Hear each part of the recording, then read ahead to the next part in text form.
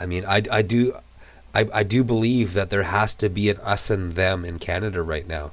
There is the forces of corporatism, let's say it, fascism. Because when corporate power begins to dominate government, that's fascism. When corporate power colludes with government, even, I mean, the founder of fascism, that was his definition. We've said this before. That was what Mussolini called fascism. Right. And it was originally called corporatism. It's like, you know. Yeah, so we need to cooperate, people. We do. We really do. And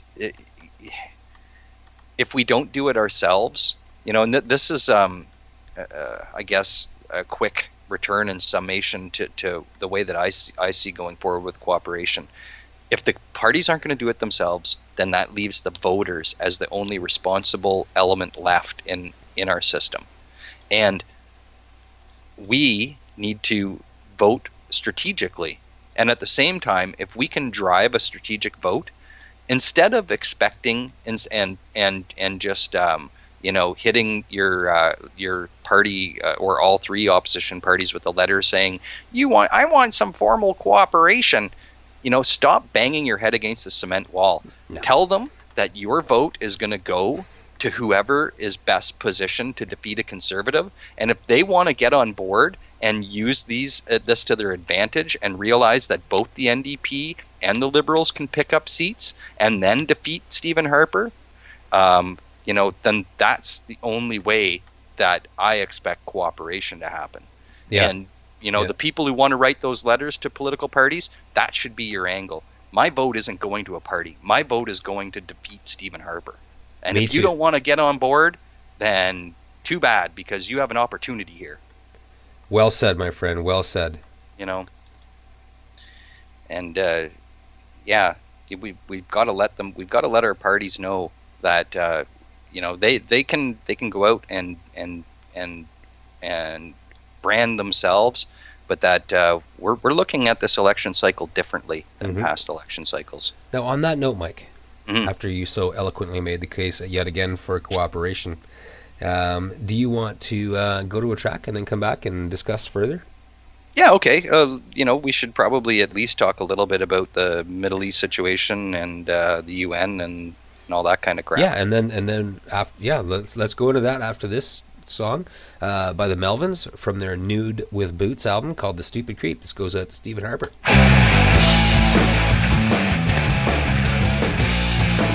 Or Rob Anderson.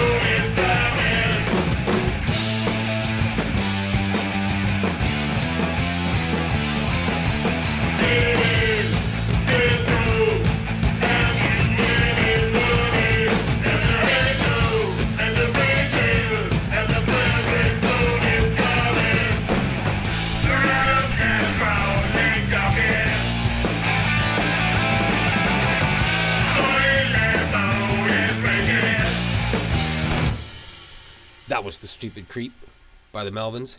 Nice. And I realized, who else deserves that than the Rob Andrews of the Conservative Party?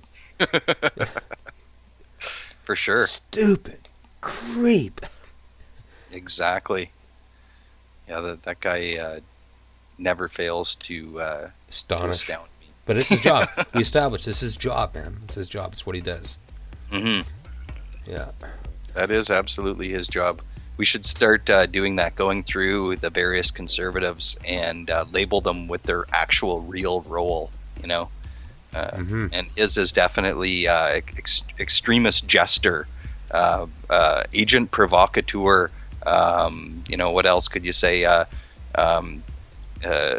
He's a distraction. Right. Distraction. He's bringing out the worst in the opposition, right? Mm-hmm. Get them mad, get them spitting mad, because that's when they fall into the conservative trap of taking the political discourse of this country further into the gutter. Exactly. And sorry, go ahead. It's part of their agenda to inspire hatred in the opposition, because that takes the opposition off their game. They're not making accurate points. They're reacting out of anger and hatred, and it feeds into the reputation that the conservatives try to create for politicians, right? And Exactly. it kind of, quite frankly, disengages Canadians, because who wants to be part of that mud wrestling bullshit? Yeah, exactly. You know what I mean? It's an old play. I mean, we all know that the person who throws mud might have dirty hands, but if they put them behind their back and the other person's wiping mud off their face, well, everybody sees the person wiping mud off their face. Exactly. And it's really made me reanalyze the whole idea of the means and the ends. And I suppose another thing that progressives need to understand too is that the ends of the conservatives' agenda is what really sullies their methodology. Yeah. It is true that to be divisive is wrong, but you can take certain aspects of the conservatives' methodology. For instance, always be on the attack. It does it, and don't. This is another way that they work is, if you ask questions, the other person has to answer. It's a form of power control. You know what I mean? Right. Framing the debate right there. Yeah, exactly. You don't, and whenever you respond, you always know what your response is, and you never explain anything. Okay. Explaining things to people happens on a different political level than campaigning. Yep. We need to be able to understand that. Mike, Parliament resumed 3 weeks ago. Guess what Canada has not talked about? Guess what the media has not even touched on since Parliament has resumed? Anything Harper government's doing. That's the answer. I don't want you to fumble around for it too long. The media in Canada have not talked about the conservative agenda or what this government is going to be doing in the next year or several months. Right? Because everything is subterfuge. The media has been led down so many blind alleys. You know what I mean? Yeah, exactly. They don't want to risk going down those alleys only to be mugged or thrown in a conservative private prison somewhere. Right. Yeah. I'm just playing with all their ideas, but it is true that the conservatives seem to also strike fear in a lot of mainstream media, and their coverage of the conservatives doesn't seem to be as analytic as it could, and doesn't just there's no it has to be a decision not to dissect the conservative strategy. Right. Why are we not getting some analysis on the methods of the conservatives? Okay. Why? Yeah, exactly. Why have we not seen? And we're both news junkies. If it was happening, we'd see it, most likely. Why is no one in the mainstream media taking a look at why Rob Anders is able to get away with that kind of shit again and again and again? He has not even had his hand so much as slapped. Do you know what I mean? Exactly. He needs to be removed from the Conservative Party. He needs to be kicked out. And why isn't the mainstream media taking a look at perhaps how his actions fit into a deeper conservative strategy, as it's a technique that they use. Exactly. Make your enemies mad. First of all, you put them on the defensive, and then you make them insanely mad. Mm-hmm. Right? I mean, it wins in the end, but it wins on a very shallow, low substance level, which hopefully in the end comes back to bite the Conservatives in the ass. It alienates the Canadian people from the process of politics, because this is what you're wading into, this kind of juvenile, evil shit. You know, And that's again, I'd like to harken back to one of the things that Trudeau said in the speech today is when Canadian people become involved in politics again when they can see themselves in the government, right? And Mhm. so the Liberal Party, the way the Justin Trudeau wants to brand the Liberal Party is he wants the Liberal Party to be seen as the Canadian people. This is your party. You make it. You make it up. You know. Right. One of the things he said in his speech was,